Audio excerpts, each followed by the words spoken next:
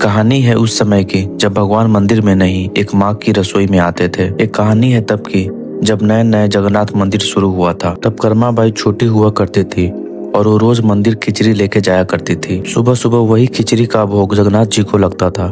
पंडित जी लेते थे और सुबह के 4 बजे भोग लगाते थे और ये सालों साल चलता रहा।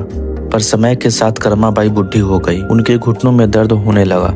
तब कर्मा बाई ने जगन्नाथ जी को बोला, अब से मैं नहीं आ पाऊंगी, मेरे घुटने जवाब दे गए हैं, अब से आप आना मेरे पास खिचड़ी खाने। ये बोल के कर्मा बाई चली गई। अगले दिन कर्मा बाई उठ के अपने भोग की तैयारी करने लगी, ये सोच के कि जगन्नाथ जी आने वाले हैं। वो खिचड़ी बना रही होती है, तभी बाहर से आवाज आती है, अम्मा खिचड़ी तैयार है। एक छोटा सा बालक अंदर आता है, अम्मा खिचड़ी देती है और वो बालक खा के वहीं से चला जाता है। अब ये सिलसिला शुरू हो गया।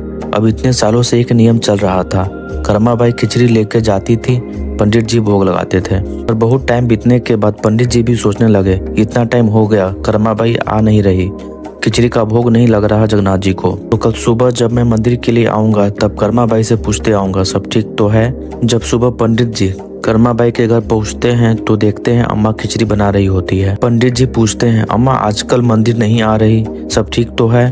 तब अम्मा बोली, अरे पंडित जी अब कहाँ, जगन्नाथ जी मेरे पास आते हैं ना खिचड़ी खाने। अब पंडित जी सोच में पड़ जाते हैं और सोचते हैं अम्मा पागल हो गई है, कुछ भी बोल रही है।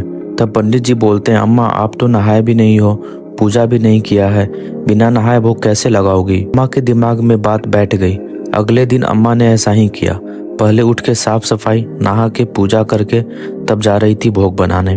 तभी वो बालक वहाँ आ गया और बोला, अम्मा खिचड़ी। तब कर्मा बाई ने बोला, अरे लाला तू आ गया, आज मैं लेट हो गई, तू आ बैठ, मैं तेरे लिए खिचड़ी बनाती हूँ। तक बार बार बोल रहा था, अम्मा लेट हो रहा है, पट खोलने का समय हो गया है। तब कर्मा बाई ने गरम गरम खिचड़ी रखती है और बालक जो जगन्नाथ जी का रूप था वही गरम खिचड़ी खा के भाग जाता है। वहाँ मंदिर में पंडित जी ने जैसे पट खोला तो देखा जगन्नाथ जी के मुख में खिचड़ी लगी हुई है। पंडित जी ने उनके मुख से खिचड़ी को पोंछा तो उनका हाथ जल गया। पंडित जी को कुछ समझ नहीं आया कि ये क्या हुआ।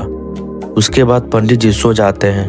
तब सपने में भगवान जगन्नाथ जी आते हैं और उनसे बोलते हैं, तूने अम्मा से बोला नहा के पूजा कर ले तब खिचड़ी का भोग बना, मुझे उनका भाव पसंद है, प्यार पसंद है, तेरा हाथ जलाना तो सोच मेरा मुंह कितना जला होगा। इसीलिए आज भी जगन्नाथ मंदिर में पहला भोग खिचड़ी का लगता है। कर्मा बाई की खिचड़ी हमें सिखाती है, भगवान को प्रसन्न करने के लिए धन नहीं भावना चाहिए। जब भक्ति सच्ची हो तो एक कटोरी खिचड़ी भी भगवान का सबसे बड़ा प्रसाद बन जाती है। दोस्तों, अगर यह कथा आपके मन को छू गई हो तो कमेंट में जय जगन्नाथ स्वामी जरूर लिखें। वीडियो पसंद आए तो लाइक शेयर और चैनल को सब्सक्राइब करें।